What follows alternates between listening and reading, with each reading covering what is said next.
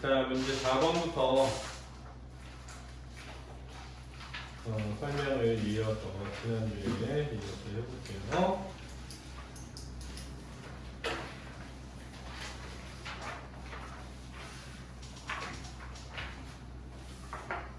앞에 봐. 약수령 문술은 사실은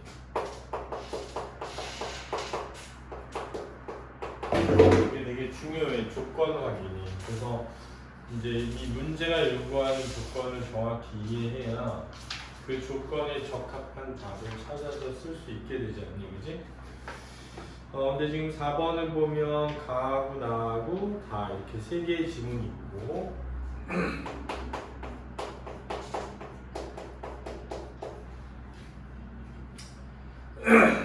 문제가 1번, 2번, 3번 이렇게 세 개가 있는데 1번의 문제를 먼저 보면 기억을 참고해서 비예술과 대비되는 예술에 상응하는 용어를 나에서 찾아 써라 이렇게 돼 있으니까 조건이 첫 번째는 기억을 참고하는 게 첫 번째 조건이고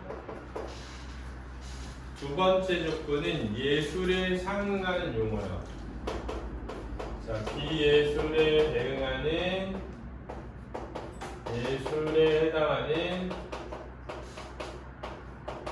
용어를 핵심은 이제 나에서 찾아 써라 이렇게 돼 있거든.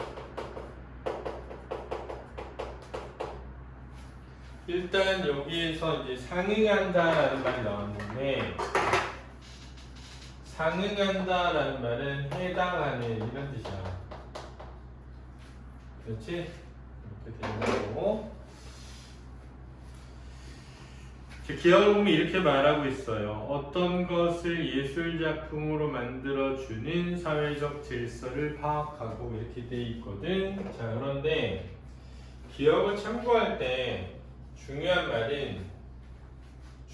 말은 만들어주는 이라는 말이야.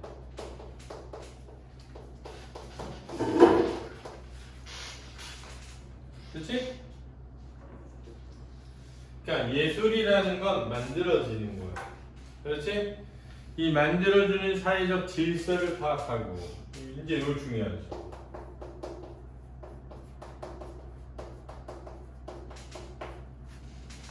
근데 우리가 찾아야 되는 것은 만들어주는도 아니고 사회적 질서도 아니고 예술이야. 왜냐면 지금 조건이 예술에 해당하는 용어를 찾는 거니까. 그러니까 여기서는 이걸 이해해야 돼. 어떤 사회적인 질서가, 그렇지? 예술이라는 걸 뭐 해주고 있다? 만들어주고 있다. 이거지. 그러니까 어떤 질서에 의해 만들어진 무엇을 찾아야 되는 거야. 그 답을 생각할 때, 자, 어떤 질서에 의해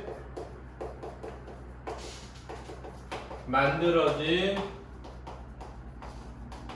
A, 요거 찾기인 거지. 그치? 그렇게 생각을 하고 이제 해야 돼. 그러면 이제 나를 보니까 쿤의 과학혁명 누조는 철학의 지각변동이라 할 정도로 과학 철학에 큰 영향을 미쳤다. 쿤은 과학자의 세계관을 지배하는 과학자 패러다임이라는 과학적 개념을 도입해 과학의 개념 및 이론 변화를 설명했다. 그가 사용한 패러다임이란 어느 일정한 시기에 일단의 과학자 공동체에게 보편적으로 인식된 이론적 틀, 체계, 개념의 집합체, 과학적 성취를 가리킨다. 그래서 지금 패러다임이라는 얘기를 하고 있어.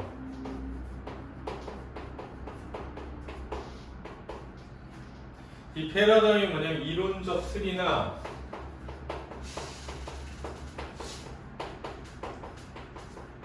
체계. 사실 선생님은 이거 보자마자 이게 이거라는 걸 알았거든? 그지? 왜냐면 여기서 말하는 사회적인 어떤 질서라는 게 바로 틀이거든. 체계거든.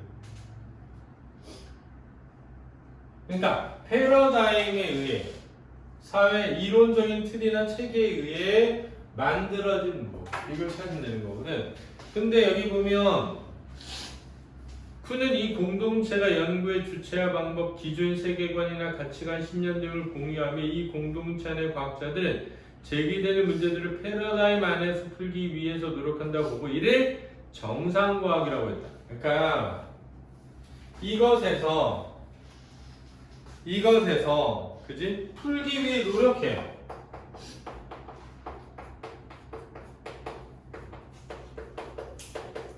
그걸 정상과학이라고 한다. 이렇게 돼 있거든. 이 선생님은 이 풀기에 노력하는 게 요거지. 만들어주는 거죠. 그러니까 여기 요거지 지금 이렇게. 만일 문제가 풀리지 않으면 이들이 정상과학의 패러다임을 의심하는 게 아니라 자기의 능력을 의심하며 이 패러다임을 거부하지 않는 것으로 보인다. 그러나 기존의 패러다임이 더 이상 변칙적 상황을 대처할 능력이 없는 것으로 판명되면 과학혁명이 일어난다. 이렇게 가고 있거든? 이해됐니? 그러니까 이제 이거야. 봐봐. 기억에서 얘기하는 건 뭐냐면 어떤 게 예술이냐 예술이 아니냐라는 걸 정하는 거 있잖아. 그 예술이냐 예술이 아니냐를 정하는 어떤 질서가 있고 그 질서 안에 들어오면 예술이 된다는 거야. 그러니까 과학도 어떤 패러다임이 있고 그 패러다임을 맞으면 정상 과학이 된다는 거야.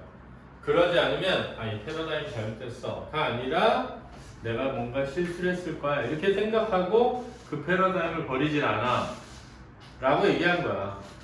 그러니까 이런 거지. 봐봐. 옛날에 과학을 이렇게 생각했어. 봐봐. 어떤 사실이 있어. 그래서 과학은 그 사실을 조금씩 밝혀내는 거야 이렇게 생각했단 말이야. 근데 토마스 쿤이 얘기한 건 뭐냐면 어떤 사실이 있는데 A라고 하는 어떤 패러다임으로 이걸 봐. 그러다가 A라는 패러다임에 맞지 않는 일들이 막 있어. 그럼 처음에는 내가 뭔가 실험을 잘못했나? 이렇게 생각해. 그러다가 점점 맞지 않는 사실이 생기잖아? 그러면 내가 잘못된 패러다임으로 봤나? 하고 패러다임을 바꿔. B로. 그러니까 과거에는 천동설로 세상을 봐. 그러니까 하늘이 움직여 진짜. 달도 움직이고 해도 움직이고 별도 움직여. 근데 천동설로 설명이 안 되는 사실들이 막 생겨 점점. 그러니까 하늘이 움직이는 게 아니라 땅이 움직이는 거 아니야? 라고 하면서 뭘로 바뀌어? 지동설로 바뀌었다는 거야. 이게 과학이 그렇지? 봐봐. 사실을 조금씩 밝혀가면 점진적으로 발전하는 거거든? 근데 과학은 사실을 조금씩 밝혀가는 게 아니라 그 사실을 설명하는 틀을 혁명적으로 바꿔간다. 이게 과학혁명의 구조야. 그러니까 사람들이 진짜 대박 놀란 거야. 왜냐면 과학은 사실을 밝혀가는 거고, 그렇지? 어떤 입장이나 이론이 아니라 그냥 사실 자체라고 생각했는데 토마스 쿤은 과학도 하나의 입장이다. 안경을 바꿔 끼는 거다. 이렇게 설명한 거야. 그러니까 완전 과학자들이 진짜 대박 뒤통수한테 맞은 거지. 그지? 이해됐니? 그러니까 이런 거야. 예술을 이건 예술이야 이건 예술이 아니야 라는 어떤 틀이 있고 그 틀에 의해 그 틀 안에 들어오면 예술 그 틀 안에 들어오지 않으면 예술 아닌 거 이렇게 했다는 거 알았지? 마치 패러다임 안에 들어오면 정상과학 패러다임 안에 들어오지 않으면 과학이 아닌 것 이렇게 한 것처럼 그러니까 예술에 해당하는 게 뭐야? 정상과학이야 이렇게 찾는 거야. 이해됐니? 그 다음에 2번 문제를 보면 천동설에 대응하는 예술사적 용어를 다시 찾았으래. 그러니까 봐봐 2번은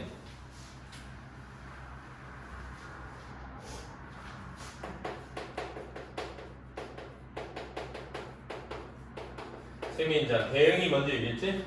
해당하는 천동설에 해당하는 예술사적 용어야. 여기 중요한 건 이런 거야. 이 예술사라는 게 중요해. 예술사. 예술 용어가 아니라 예술사적 용어잖아. 그치? 됐니? 그러니까 아방가르드 이런 걸 말하는 거야. 이게 예술사적 용어거든. 그렇지? 절대주의 이런 걸 말하는 거야. 구축주의 이런 걸 말하는 거야. 이런 것 중에 찾아야 돼. 예술사적 용어에서. 알았지? 그러니까 예술사적 용어란 어떤 작품을 가리키는 것이 아니라, 그렇지? 시대를 가리키는 말이야. 알았니? 경향성.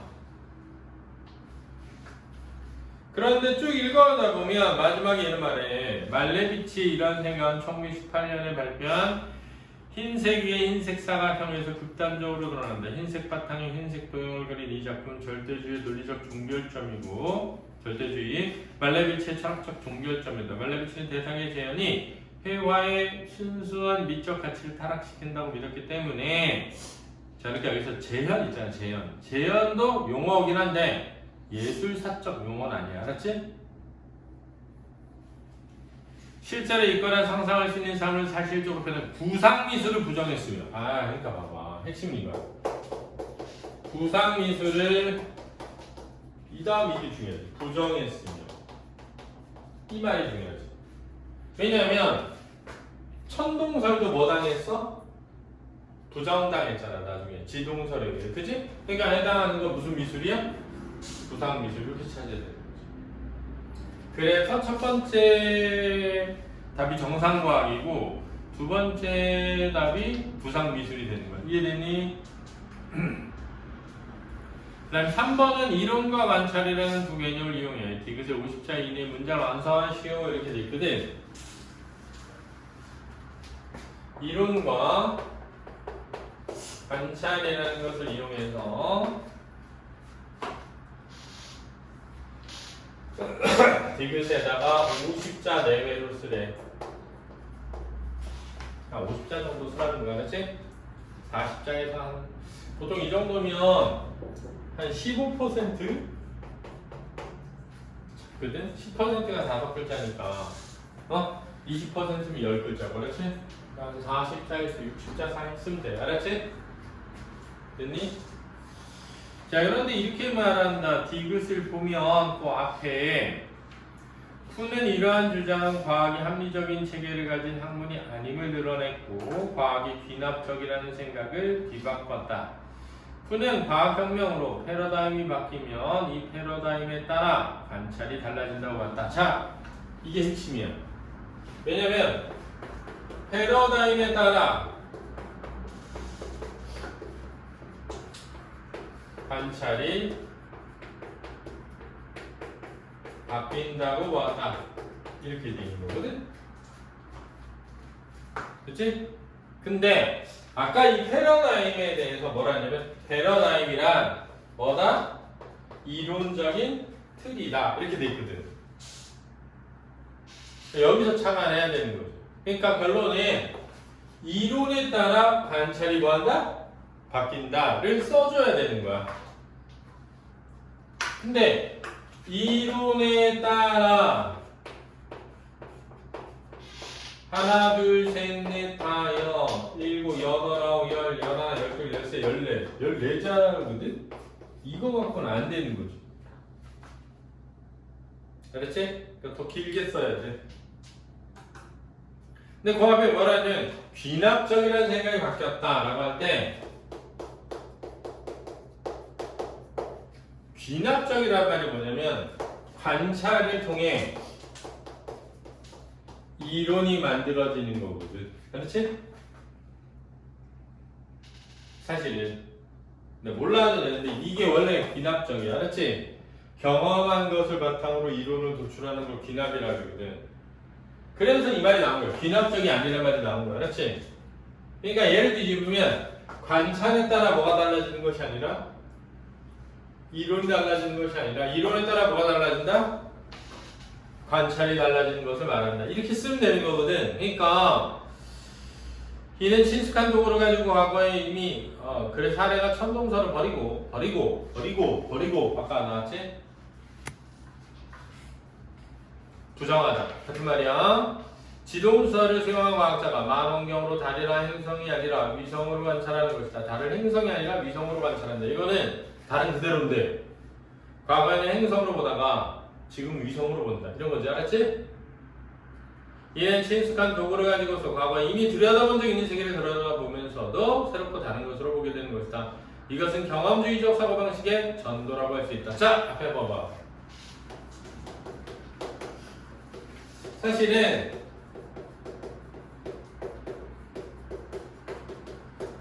얘가 얘거든. 귀납적이라는 게 원래 경험주의적 사고방식이거든. 그렇지? 그러면 전도라는 건 뭐냐면 뒤바뀌다 이런 거거든. 구를전 바퀴를 뒤집어지고 이거거든. 그러니까 관찰에서 이론이 오는 것이 아니라 이론에서 관찰이 간다. 이렇게 쓰면 되는 거야. 다시 말하면 그랬으니까 경험주의적 사고방식의 전도를 다시 말해야 돼. 알았지? 어? 경험주의적 사고방식의 전도 이게 조건이야. 이거를 다시 말해야 돼. 경험주의적 사고방식의 전도를 어떻게 풀어서 쓸 것인가. 근데 그게 결론은 뭐냐면 마지막에 뒤에 가면 세계관이 변한 과학자는 세계를 다르게 보는 것이다. 그러니까 세계관이 변하면 세계를 다르게 본다. 이렇게 된 거거든. 세계관은 세계에 대한 이론이지. 세계는 경험적 현실이지. 그러니까 이거를 같은 걸 써야 돼. 비슷하게 쓰면 돼. 근데 이론하고 관찰이 들어가야 되니까, 그렇지? 관찰을 통해 이론이 바뀌는 것이 아니라, 알았지? 이론을 통해 관찰이 변하게 된다는 것이다. 이렇게 하면 돼. 정답은 관찰이 이론을 결정하는 것이 아니라 이론이 관찰을 결정하는 것이다. 이렇게 써 있었어. 알았지? 됐니? 됐니? 자, 질문해봐. 질문. 다 했어? 자, 그럼 5번 가볼게. 문제 5번.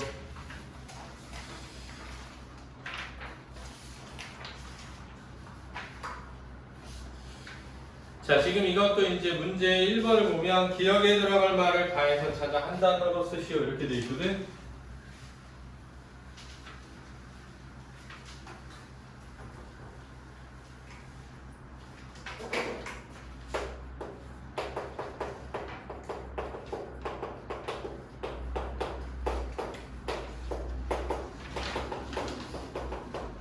이렇게 돼 있거든?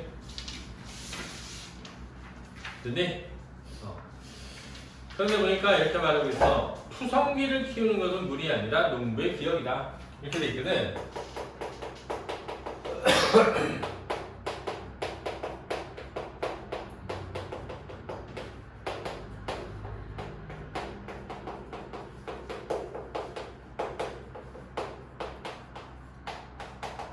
그럼 이제 이렇게 생각하는 거야. 조건이 농부의 무엇에 어울리는 걸 찾는 거구나. 이렇게 찾으면 되지. 두 번째 조건은 뭐가 아니라 물에 대응하는 것이어야 되는구나. 이렇게 대비되는 거지. 그지? 두 가지 조건이 있는 거야. 됐니? 그 다음 이제 읽어가는데 이렇게 보여. 잘 봐. 세 번째 문단에 보면 그 젖은 길은 이내 말라버리고 했지만 나는 그 길보다 더 아름다고 빛나는 길을 별로 보지 못했다. 그리고 어느 날부터인가 나 역시 그 밭의 채소들처럼 할아버지의 발소리를 기다리게 되었다. 자, 농부가 누구니? 할아버지잖아. 뭘 기다리게 됐다? 발소리를 기다리게 되었다. 했으니까 농부의 발소리일 수 있지. 그치? 이게 체크가 돼야 돼. 근데 5번에 보면 물통을 나르다가 문득 이런 생각이 들고 난다. 내가 10번 오가야 할 것을 그 할아버지는 20번 오가야 할 것이지만 내가 이 조수들을 키우는 일도 할아버지의 그것과 크게 다르지 않은 어떤 안간힘 때문은 아닐까? 그러면은 이걸 생각할 수도 있지.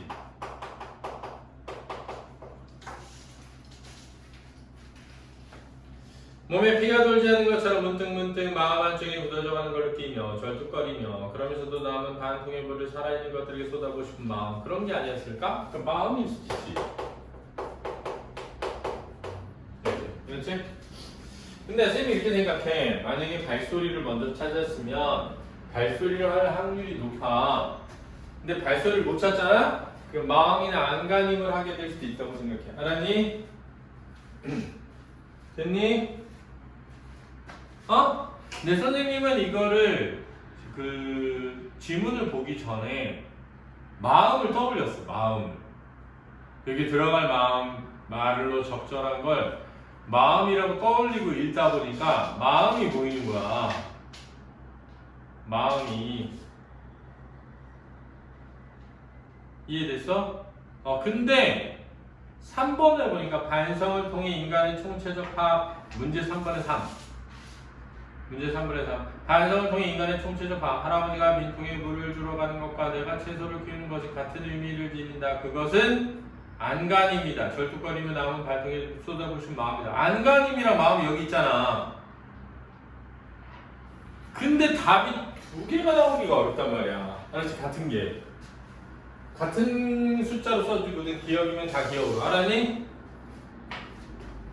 그러니까 나중에 봐봐. 얘야 할 때 얘와 얘는 답이 있잖아. 그 다음 두 번째는 얘는 추상적인 건데 얘는 무슨 적이야? 구체적이거든. 근데 얘도 무슨 적이야? 구체적이니까 얘에 대응하는 건 얘가 더 맞는 거지. 이해됐니? 그래서 쌤이 볼 때는 이 문제에서는 발소리야 마음이야 라고 하는 게 중요해. 그냥 마음을 쓰고 아무 생각 없이 이렇게 안간힘 쓰면 안 된다는 거지. 알았지? 그러니까 적어도 발소리를 먼저 찾아서 발소리를 쓰거나 발소리야 마음이야 또는 안간힘이야 할 수 있어. 근데 안간힘은 밑에 답이 있잖아. 그지? 그리고 그 옆에 마음도 있잖아. 그지? 그러니까 발소리로 가야 된다 이거. 이해됐니? 근데 왜 발소리만 맞아요? 보면 틀이 물이 구체적인 거야. 그지? 눈으로 볼 수 있는 발소리도 구체적이야. 귀로 들을 수 있는. 근데 마음이나 안간힘은 보거나 들을 수 없는 추상적인 거잖아. 그지? 그럼 내가 그랬잖아. 대응하는 짝을 잘 찾아야 된다. 논술은. 알았니? 그렇다. 그 다음에 이제 2번이 니은에 들어갈 문장을 하나로 써라 이렇게 돼 있거든.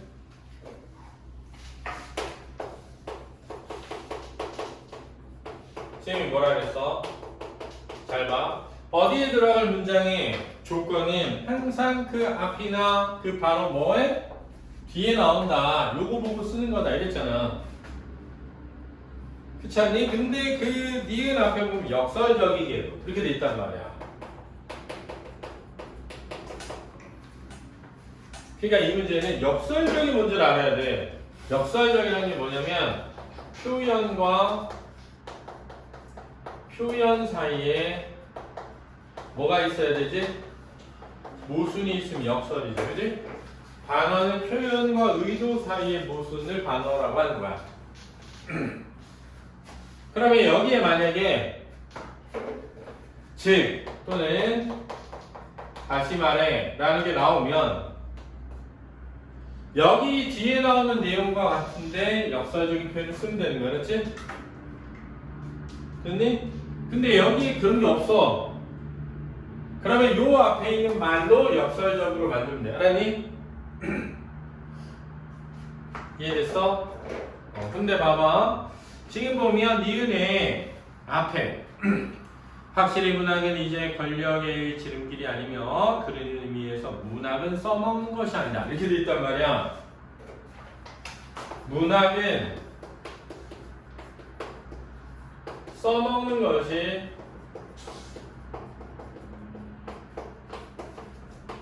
아니다. 이렇게 돼 있잖아. 역설적이게도 그랬잖아. 그러면 얘와 역설적인 표현이 들어오면 되지.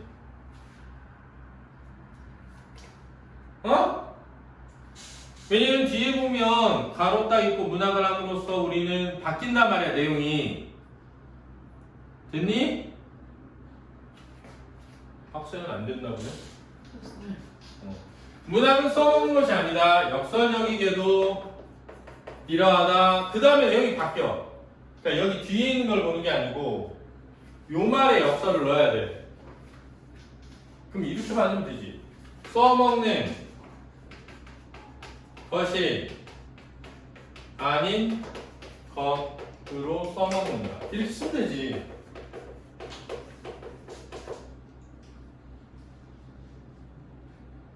어? 써먹는 것이 아닌 걸 써먹으면 되잖아. 그게 역설이라고. 이해됐어?